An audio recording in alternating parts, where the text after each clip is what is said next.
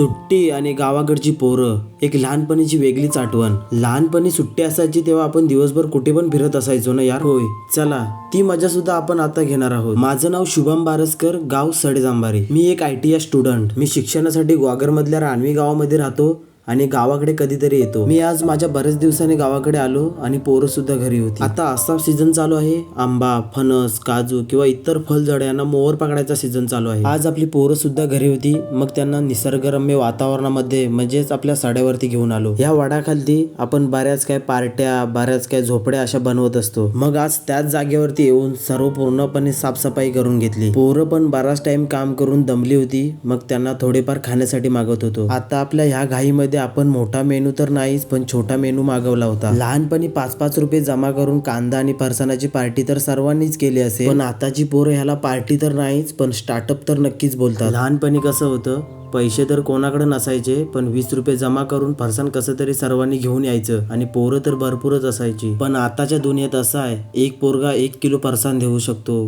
पण पार्टीला पोरच नाही कोण. आणि आम्हाला पण तेव्हाच फरसाण भेटायचं जेव्हा कोणतरी मोठा माणूस मुंबईला जाताना पैसे देऊन जायचा. मित्रांनो, तुम्ही सुद्धा अशा लहान असताना पार्ट्या केल्या का? कमेंट मध्ये नक्की सांगा. आपण साड्यावरून घरी परतलो आणि आता सायकल घेऊन चाललो बोरं खायला. आपल्या वेळी लहान असताना शनिवार असला की बोरं आणायचा प्लॅन करायचो, पण आताच्या वेळेस बोरं तर भरपूर आहे, पण कोण पोरच जायला नाही. एक खरी गोष्ट सांगतो, जी लहानपणी मजा होती ना ती आता नाही. संध्याकाळचा टाइम झाला, मग आम्ही सर्व पोरं खेळायला आलो. खेळण्याचा थोडाफार आनंद घेतला आणि आपण आता घरी परतत होतो. तितक्याच आयुष्य सायकलचा टायर पंक्चर झाला. असाच आपल्या गावाकडच्या इंटरेस्टिंग व्हिडिओसाठी मी कोकणी शुभम इंस्टा आणि YouTube चॅनलला फॉलो आणि सबस्क्राईब नक्की करा.